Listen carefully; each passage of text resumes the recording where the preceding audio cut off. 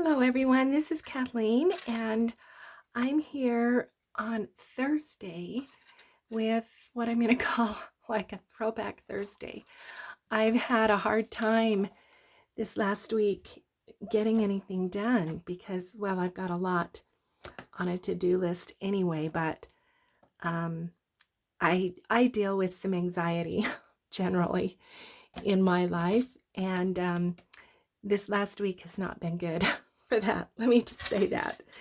So I've had a kind of a hard time finding like a focus, although I have been productive. I've actually completed 3 journals, which I'm really happy about because I'm anxious to get to my dark forest project that I've had planned for a while, but I wanted to get some other things off my desk. So I have been productive, but my creativity has been kind of frustrated, and I have been trying to figure out how to conquer that. Anyway, I have some ideas I'm going to do in another video to show you kind of the processes that I go through to help me with that. But one of the ways I do it is to go back and look through my collection of journals and see what kind of ideas I've done before, and look through journals that I have collected from other artists and see what they do just to get inspired. Some people go online, which I do as well, but online right now I end up getting distracted with other videos about the war, and so I've been kind of trying to avoid that a little. So I got into this old steampunk journal. This is the steampunk journal that I made for myself some years ago now, and I was flipping through there. I love the way this looks like a petticoat. That was deliberate. Anyway, and I came across this kind of a folded collar. That's what it reminds me of, a collar pocket. And I really liked that and thought I would make some of those and show you the process. So I'm going to show you how to do this. This is just a little kind of a matching tag, simple book page with some stamps is all, and it just kind of fits in there. There's plenty of room.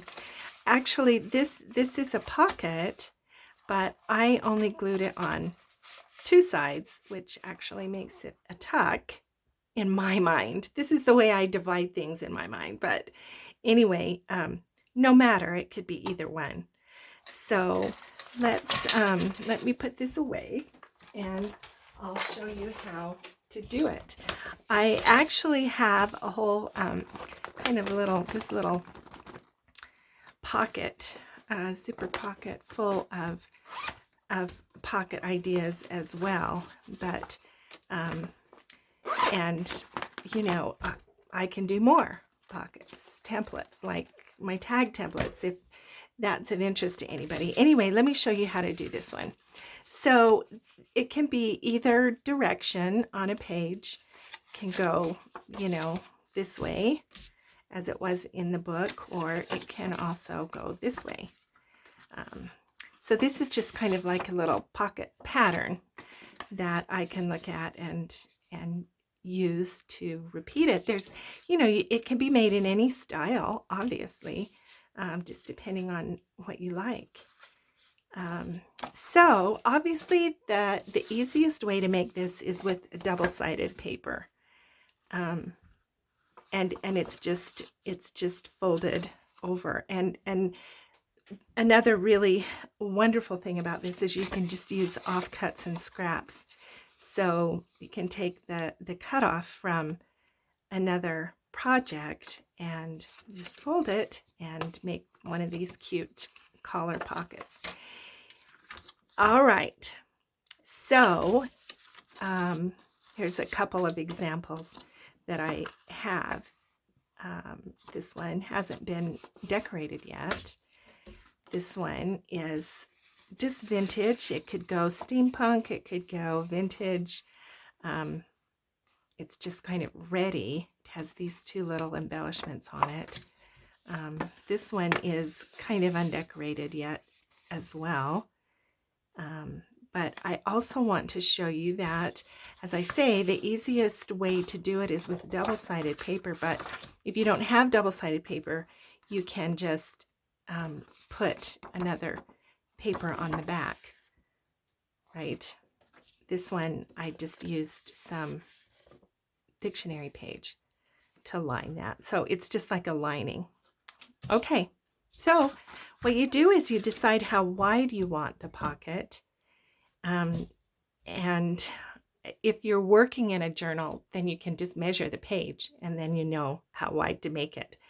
If you're making for your stash, then I tend to just go, this is, let's see, this is about 4.5. This one is 5. And either one of those measurements is, you know, pretty common for a page in a journal. So you can go narrower than that and make kind of a tall, skinny one or a short, fat one. You know, you can experiment, I guess is what I'm saying, with what you might like to do. Then it's just so easy. Then the next thing you do is all you do is you just fold it over, depending on how tall you want it. If you want kind of a tall one, let's kind of make this one tall. Then you just fold it over. That's it. And, you know, you decide which side of the print, you know, you want. Yeah. And then you got to be able to cover that white space up if necessary. And then all you do is just trim off this little bit, flush. If you're going to put it, and even a smaller one in the middle of the page, you know, you wouldn't have to trim that off. But if it's going to butt up against the side, then you should trim that part off. And then decide whether you're going to round corners. And I always like to round corners. I just do. I might want to put a decorative one here. So let me see if I can quickly access. Here's this corner punch. So let's try this one and see how that looks.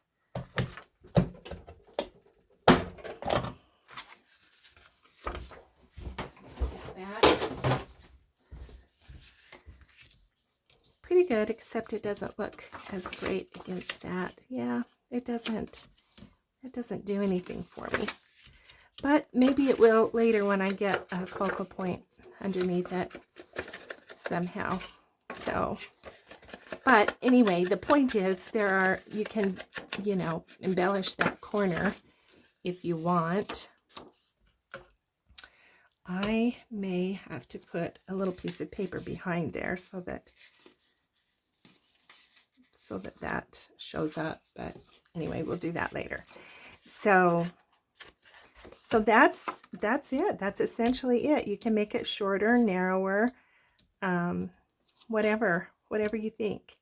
If I want it narrower, I would cut the paper first before I did the fold, because this point is obviously important, and so you want it to be where you want it. And so if I were to cut this off now, that would change the way that this point is. So anyway, trim it to size before you do the fold. That's what I'm saying. Okay, so there's that. Let's do this one. You can go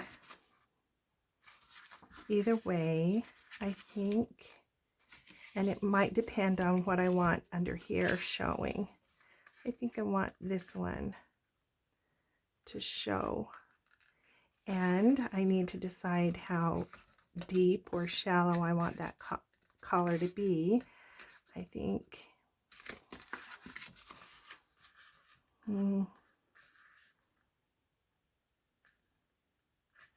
maybe I like it going this way better. So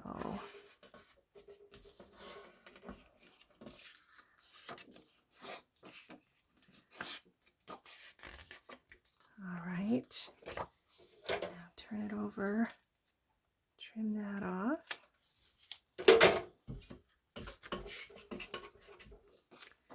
And we round the corners.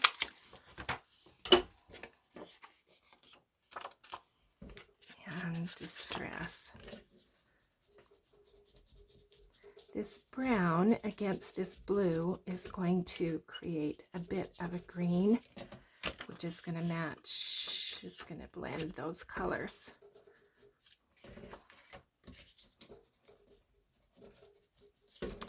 Sorry if this might be shaking the camera. I'm sorry for that.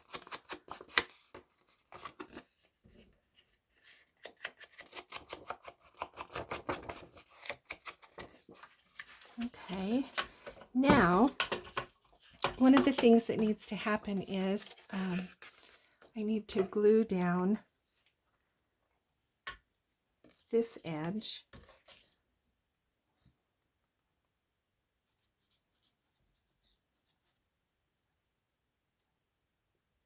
There we go. And I'm going to put just a little bead of glue along the fold to kind of help maintain that fold. So let me clamp that for a few minutes, and then we'll decorate. Okay, so there's any number of ways that you can decorate these. Let me bring these back for a moment, because these are kind of plain. I mean, every project kind of needs a focal point, right? Focal point is one of the elements of design, and it helps. It doesn't have to be, you know, a lot. You don't, if you are a minimalist, you don't have to have, you know, things that are distracting to you. You can keep things simple. Let me put some tape on this.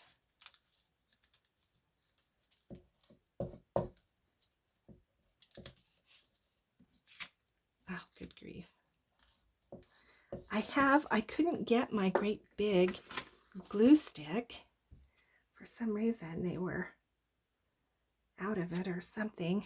And so I had to get the little ones.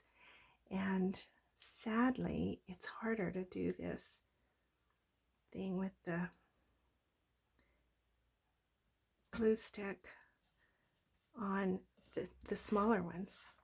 I'm just going to put that along there, and that's pretty simple, but it kind of brings in some of this color, and that's as much as I'm going to do to this one right now, because I don't know whether this is going to be, it could be steampunk or vintage, and I'm not sure yet. So I'm thinking maybe I will wait to put too much of a focal point on this one to see what I want to do with it. But let's do this one next. We've already got these two little brads going. And I have this, I found this in my stash. I could do something like this label, especially if I wanted to be able to write or add anything additional to that. I've got this, which I really like. And then I've got this little tag, which I could use that, and then maybe something like that. I'm thinking that I like this one. So let me just take the point off of that, and we'll put a little bit of distress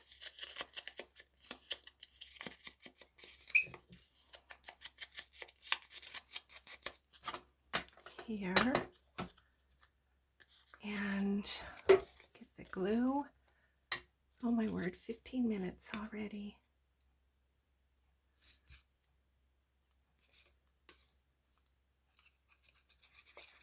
I was hoping this would be shorter. I guess I'm talking too much.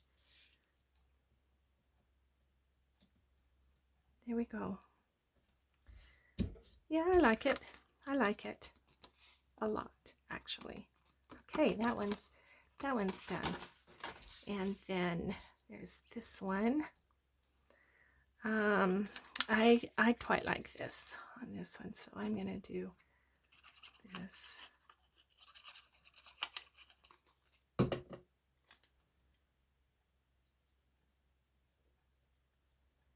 And just put another bit here. Here's just a little bit of a printed stamp that came in some Happy Mail from my friend Elizabeth. She sends me fun things in the mail now and then. And I'm just going to put that here. Remember that when you have asymmetrical lines, diagonal lines, something on in the design needs to be straight. So just so you remember that, I'm going to get just a little bit of glue on this little corner that's sticking up. Here we go. All right, there, that one's done too. Pretty simple still, but on a page that's going to be really effective. Okay, now let's go back to this one and we'll finish this one. I'm going to have to work on that edge and get that to lie down a little, I think. But this one, I found these two things in my stash, and either one of them would look good on this. Oh, I like that one, I think, definitely. Yep. And I'm thinking it should go right there. These are some old K & Company stickers that were left over from my scrapbooking days. Yeah, that's perfect, actually. I think we're going to put it just right there. And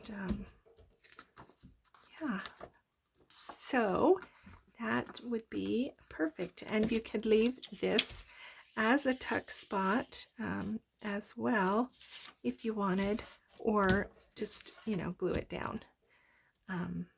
But that's the simple pocket pattern for today. Just a little bit of a throwback to an earlier journal, and I hope that that's helpful.